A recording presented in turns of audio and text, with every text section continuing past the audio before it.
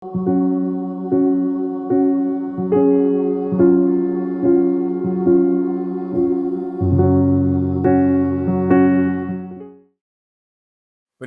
உங்கள் யாவருக்கும் ஆண்டவராக இயேசு கிறிஸ்து நாமத்தில் அன்பு வார்த்தையை தெரிவித்துக் கொள்கிறேன். கர்த்தர் தாம் எங்கள் ஒருத்தருடைய நினைவு ஆர்வம் நடத்துவாராக.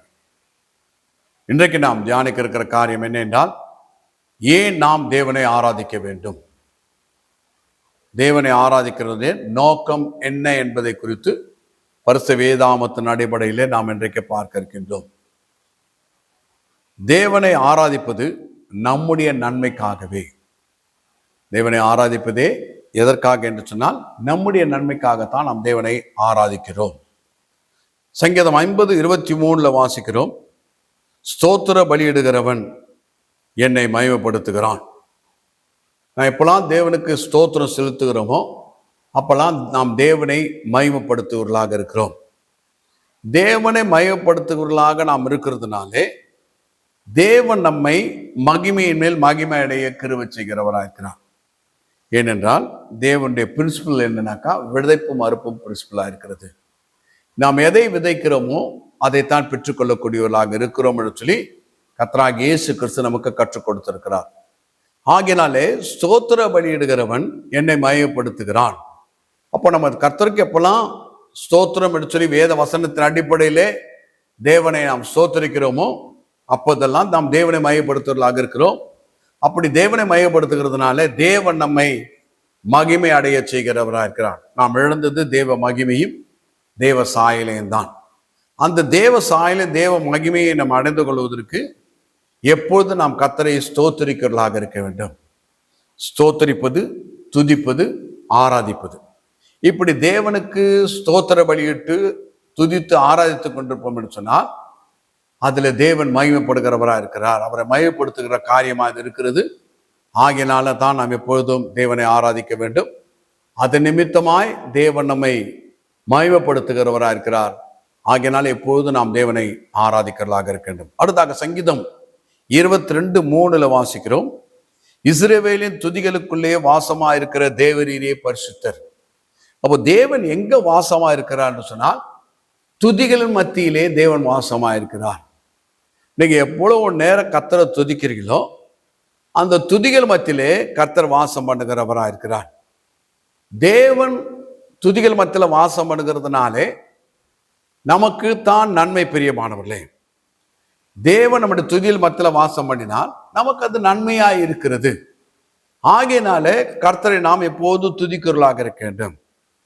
கர்த்தாவை துதிக்கிறேன், நல்லவரே உம்மை ஆராதிக்கிறேன், கிருபை நிறைந்தவரே உம்மை ஆராதிக்கிறேன், வாக்குத்தத்தங்களுக்கும் உடன்படிக்கைக்கு என்னை சொந்தக்காரனாய் மாற்றினவரே உம்மை துதிக்கிறேன், உம்முடைய கிருபை என்றும் உள்ளது, எல்லாம் அறிந்தவரே உம்மை துதிக்கிறேன், உம்முடைய கிருபை என்றும் உள்ளது. அப்போ தேவனை நாம் ஸ்தோத்திர பலியிட்டு துதித்து ஆராதிக்கும் பொழுது நம்முடைய துதிகள் மத்தியிலே தேவன் வாசமா இருக்கிறதுனாலே, தேவன் நம்முடைய மத்தியில வாசமா இருக்கிறதுனால நமக்கு தான் நன்மை. ஆகையினால தான் நாம் தேவனை எப்பொழுதும் துதிக்கிறவர்களாக இருக்க வேண்டும் என்று சொல்லி பார்க்கிறோம். அதாக 2 கொரிந்தியர் 4:15 வாசிக்கும் பொழுது, கிருபையானது அநேகருடைய ஸ்தோத்திரத்தினாலே பெருகும்படிக்கு என்று சொல்லி பார்க்கிறோம். அப்ப கிருபை எப்போ நம்முடைய வாழ்க்கையில பெருக்கத்தை கட்டளிடுகிறோம் சொல்லி எப்போ பெருக்கத்தை நாம் பார்க்கிறோம் என்று சொல்லி பார்க்கும்போது, அநேகருடைய ஸ்தோத்திரத்தினாலே கிருபை பெருகிறதா இருக்கிறது. கிருபை பெருகினா நமக்கு தான் நன்மை. பிரியமானவர்களே, எல்லாவற்றையும் செய்ய கிருபை நமக்கு கிடைக்கிறது. அப்ப தேவ கிருபை நம்மை வழி நடத்துகிறதா இருக்கிறது. கிருபை இல்லாமல் நம்மால என்ன பண்ண முடியாது, ஒன்றும் செயல்படுத்த முடியாது. கிருபையினால தான் எல்லாவற்றையும் நாம் செய்யக்கூடியவர்களாக இருக்கிறோம். ஏனென்றால் ரட்சிக்கப்பட்டதே கிருபை. அப்போ வழி நடத்தப்படுகிறதும் கிருபை தான். இதுல கிரியை கொண்டு போய் சேர்க்க முடியாது. கிருபையினால தான் நாம் கிரியை செய்கிறவர்களாக இருக்கிறோம். அப்போ அந்த கிருபை எப்போது நம்முடைய வாழ்க்கையில பெறுகிறதுன்னு சொல்லி பார்க்கும்போது, அநேகருடைய ஸ்தோத்திரத்தினால கிருபை பெறுகிறதுன்னு சொல்லி பார்க்கிறோம். அப்போ என்ன பண்ணணும், எப்போதும் கூடி ஜெபிக்கும் போதும் மற்ற நேரங்கள்லாம் கூட எப்பொழுதும் தேவனுக்கு ஸ்தோத்திர பலி செலுத்துவர்களாக இருக்கணும்.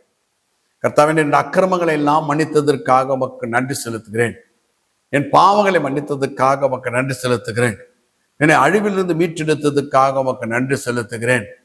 கழுகுக்கு சமானமா என் வயதை திரும்ப வாழது போல மாற்றுகிறதுக்காக உமக்கு நன்றி செலுத்துகிறேன். நன்மையினால் என்னை திருப்தி ஆக்குறதுக்காக உமக்கு நன்றி செலுத்துகிறேன். அப்போ தேவன் நமக்கு என்னெல்லாம் செய்தாரோ அவைகளுக்கெல்லாம் நாம் நன்றி செலுத்துவர்களாக இருக்க வேண்டும். அப்படி நாம் நன்றி செலுத்தும் போது நம்முடைய வாழ்க்கையில கிருபை பெறுகிறதா இருக்கிறது. ஆகையினால தான் தேவனை நாம் ஆராதிக்கிறோம். தேவனை ஆராதிக்கிறதுடைய காரணம் என்ன என்றால், கிருபை நமக்கு பெறுகிறதா இருக்கிறது. அந்த கிருபை பெருகும்போது எல்லாவற்றையும் செய்யக்கிறதான பலனுள்ளவர்களாய் நாம் மாறுகிறோம். பவுல் அதை தான் சொல்றார். எல்லாரையும் பார்க்கலாம் அதிகமாக நான் பிரயாசப்பட்டேன், ஆகிலும் நான் அல்ல, எனக்குள்ள வாசமா இருந்ததான கிருபையை அப்படி செய்தது என்று சொல்கின்றார். அப்படி நம்முடைய வாழ்க்கையில கூட எப்போது நாம் ஸ்தோத்திரித்து தேவனை துதித்து மயப்படுத்தி கொண்டிருப்போம் சொன்னால் கிருபை நம்முடைய வாழ்க்கையில பெறுகிறதா இருக்கிறது. அந்த கிருபை நிமித்தமாய் நாம் அநேக காரியங்களை செய்கிறதாக மாறுகிறோம். ஆகையினால தான் நாம் தேவனை ஆராதிக்க வேண்டும் என்று சொல்லி பார்க்கிறோம். நாம் ஜெபித்து முடிப்போம். எங்களை அதிகமாக நேசிக்கிறதான பரிசுத்தமுள்ள பிதாவே, கர்த்தராகிய இயேசு கிறிஸ்து நாமத்தை சுமத்துகிறோம். ஏன் நாங்கள் உண்மை ஆராதிக்க வேண்டும் என்று சொல்லி பரிசு வேதாமத்திலிருந்து எங்களுக்கு கற்றுக் கொடுக்கிற நல்ல பாடத்துக்காக மக்கள் நன்றி. அவைகளை அறிந்து கொண்டு அவைகள் பிரகாரம் நாங்கள் செயல்பட எங்களுக்கு கிருபை தாரும். கர்த்தராகிய இயேசு கிறிஸ்து நாமத்தை ஜெபிக்கிறோம் பரிசுத்தமுள்ள பிதாவே, ஆமென்.